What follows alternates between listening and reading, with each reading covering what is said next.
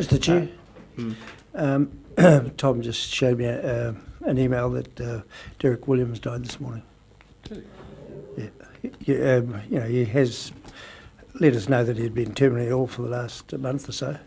He actually got married about a month ago. I received the invitation to the wedding on the Monday after the Saturday, because all my mail comes here and they just stack it up and eventually give it to me. So I spoke to him on the phone just after his wedding and apologised for not being able to be there. But he was an antagonist, and if he rubbed a lot of people in this room up the wrong way. But he was a conservationist to the end. So I'd just like to say, Haria te koro ki rongi tō mātou aroha. Thank you. Kia ora, thank you. Can I just, on that note, could I just ask that we send a card to this? Absolutely. Yep. Absolutely. It's a nice thing, just acknowledge him. I know he was challenging to us, but he at least did take an interest. Yep. No, I agree. I think we should acknowledge that. No, we will. Thank you. Well put. He was pretty tough. He's on Friday, which I suspect I'll go and pass on the council's regards. Sure. Thank you. Okay, item 19, monthly work plan looking forward, page 55. Thank you, Mr. Chairman. We'll do the usual process with this and just take questions of on specific matters from councillors. Thank you. Okay, questions. Is Mr. 80 he's gone again? He's just there. Is he? Oh, sorry. The Chinese man.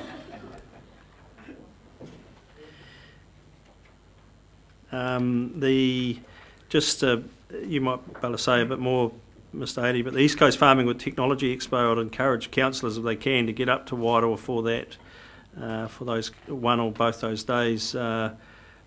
It's an incredible collection of innovation for hill country farming, including our own team, which will be there presenting and a big part of it. But have you got anything you might like to add to that? No, I can't add any more, but no, I'm certainly aware that there has been a whole lot of effort gone into it, and it will be very relevant to progressing the sort of concept of the hill country strategy that Nathan has. Actually, you can only go the Thursday because Debbie's got a meeting for us on the Wednesday, sorry. So, yeah. But I'd encourage those that could get there to go and have a look. Councillor Scott. Just a couple of questions, Mr. Chairman. One is on 15 and the Association of Resource Management.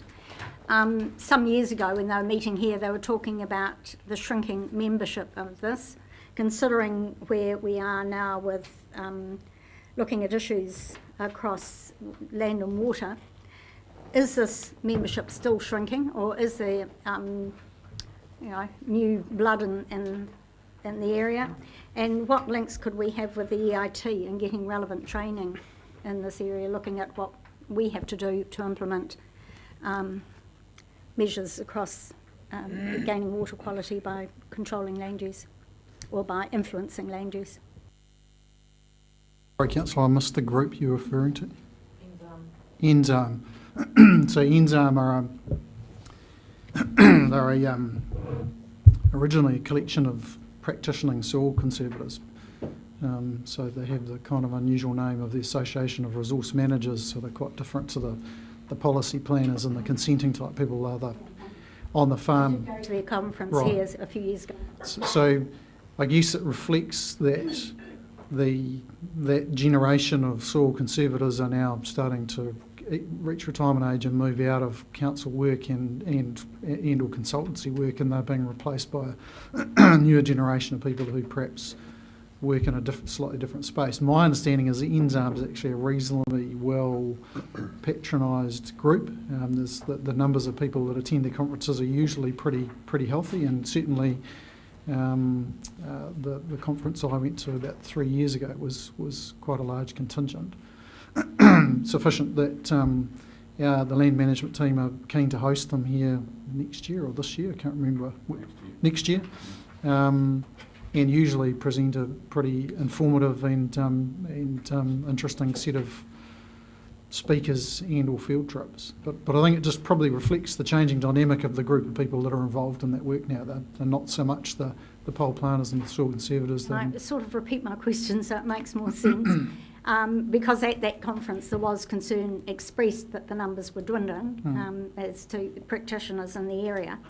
And given our commitment to land management issues in order to achieve better water quality, what is the area for growth in this area, and are there links that we could develop with the IT to encourage further training of people working in this area? Is there potential there for the IT to be involved in? Not knowing what the IT offer in terms of those types of training courses, I don't know. We're probably more likely to want to partner with the likes of the Waikato University Lakes program or Massey University's Centre of, I think they're called Ecosystem Services now, or something along those lines. It would more likely to be a university type course. And of course what we're finding now is that those people need to be a blend of not just the theory and the academic parts of soil and soil conservation, but also need to have a very thorough and robust understanding of farms and farm systems. And so we're starting to poach more and more people out of the consultancy world. So nutrient budgets and how they relate to farm systems would be a good example. Well. Yeah.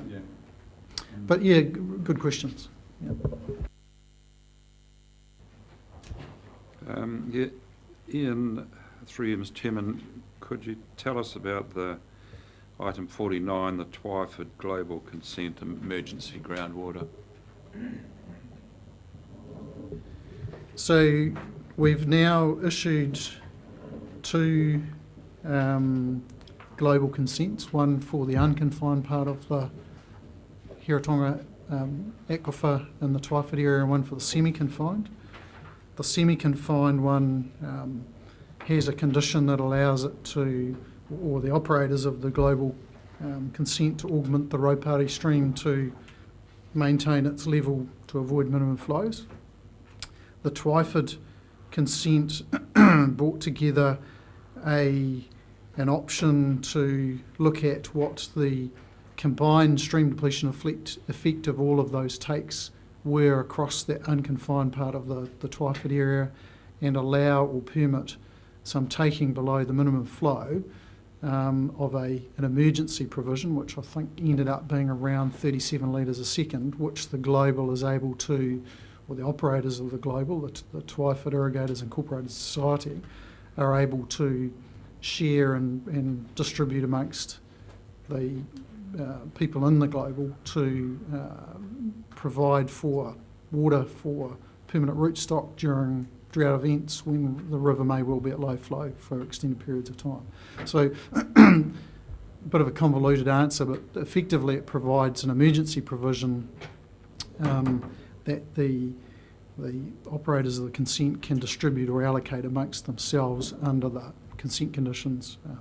Okay, and I mean, what would have been the impact if this had been in place in the 2013 drought? Speculative, but it's likely to have alleviated a significant amount of pressure that there was in that area around provision of water for permanent rootstock, for particularly the dwarf fruiting stock apples, which were sensitive to an extended period of ban and no water, and either died or suffered as a result. Stress impacts on the tree have reduced production or stalled production in those orchards. So if the water was available in that time, it may well have alleviated some of those issues, but probably, obviously not all of them, but it would have been at least something that the irrigators would have had to be able to work amongst themselves to alleviate pressure. Did you get a consensus buy-in?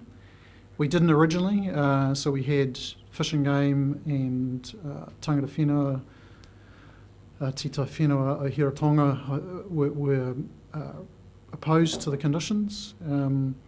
That was worked through between ourselves and Twyford Irrigators, worked through all of their concerns and got to a point where they were happy with the consent and its conditions and agreed to withdraw their submission and opposition. I'd just make the comment or the point that the irrigator group or the society took the great initiative to invite tangata whenua to sit on the board of the incorporated society, to be part of the operation of the global and how it works, so they have real insight into what happens on a week by week, day by day basis. Thank you. Councillor Belford, and then Just looking at items 35 and 36, I was surprised not to see any, a 37 on CHB and their water treatment issues. Where do we stand on compliance? So, as per the updates at the Environment Services Committee meeting, I think it was, by the skin of their teeth, they still sit in an area of compliance. So there is no prosecution as a result of any breaches at this point. That could change sample by sample round. As I indicated, they were potentially one sample period away from moving into non-compliance. That hasn't changed as yet. And just a second question, the team that was working on the Regional Research Institute proposal, they got invited in, I gather, they crossed the threshold to be invited to actually make their pitch, right, to whoever, MPIE or whoever it is. Where does all that all stand? I mean, I wasn't even aware of that, so I can't. Yeah, so You can, good. I can tell you where that's at. So there was an initial email received from MB, indicating that they had been invited to Wellington to present their proposal. Subsequent call from MB confirmed that indeed they were not required and that they hadn't made the shortlist. None of the 3 regional applications that were submitted made the shortlist. A ring around other regions, Marlborough, Bay of Plenty, indicated that others also didn't make the shortlist. And the latest information is that only one application nationwide has made the shortlist. MB has indicated that they will give a full download as to the reasons for their decisions to the applicants once this next stage of the process is over, so later in April. I have met with the group that we had funded to develop a proposal for the Hawke's Bay region, and there is a willingness, particularly among the commercial partners, to still progress our proposition, but precisely what that looks like will be worked up a bit further once we understand MB's thinking and what their expectations are. I just have another question on 49. Is that global consent will be in place by the new season, say November 2016? Correct. thank you. Councillor Hewitt, sorry. I have a supplementary to Councillor Belford's question.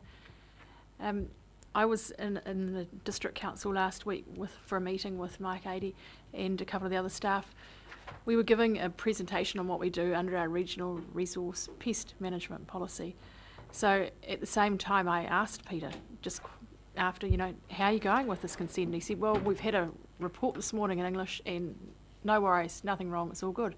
So I'm wondering, have you considered as in your team going and having a chat to the actual councillors itself, just like Mike and I did with regard to that topic, because it might be really helpful if they're getting some facts from another angle, rather than just taking a hook, line and sinker that there's not a problem and the staff tell us it's fine. Sure, and I guess, yes, certainly more than happy to go and speak to the Central Hawke's Bay District Council. Whether or not we can push on to their agenda, I'm not sure, but we certainly have had reasonably lengthy discussions with their Chief Executive and their Manager of Technical Services about our concerns and where they were at in terms of addressing or answering the questions or simple questions that we had around the apparent lack of performance of the plants. So happy to, if there's a way of getting on their agenda and speaking to them, more than happy to do that. I think it might be really helpful. There's so much concern here and in the community, and a cup of tea type talk, just like what we did with the pests the other day, it was really welcomed, wasn't it, Mike? I mean, So certainly I'd suggest that. as Ian has said, we've spoken with the CEO down there and said to him, Yeah, I said, you're one recording, you're one reading away from some kind of enforcement action, so they know exactly where they stand from the point of view of their compliance around the consent conditions. I don't know if that goes on, how that gets passed on to the councillors, so yeah, it'd be a good idea.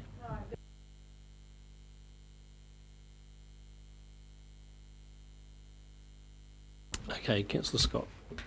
I'd just like to ask a question around 45, the lysimeter quantifying groundwater recharge under arable crops. Does that look at a more refined measurement than the rather coarse Yolanda Morgan model or even SPASMO at identifying crop needs? Certainly, it's more refined than a modelled approach. Lysimeter, as I'm sure you're aware, is effectively capturing what actually falls out of the bottom of these systems. Will it answer a question around crop requirements? That's probably not its purpose. It's more around understanding what's falling out the bottom of these systems.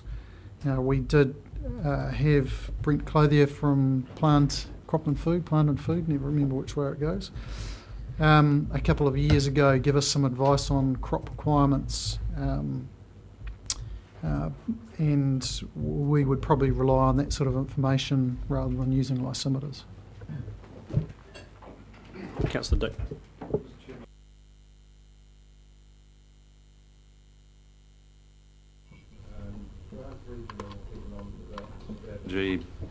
And action plan being finalised for governance group meeting 31st of March, then submission to central government, launch plan for May. Now this elusive plan undoubtedly is going to involve the regional council and the territorial authorities, and we've already determined that they're picking up on or trying to insert their own notions of what should be included in the region's transport strategy. So when do we actually find out what we're being committed to by this self-appointed governance group? Yes, Mr. Palmer, when do we find out?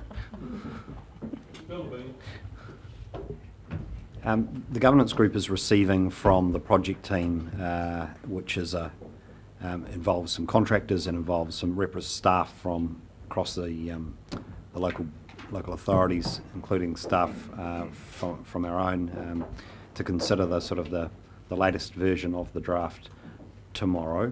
At that point, there'll be some decisions taken about how to socialise that with councillors and the governors of the other participants in the process ahead of any launch.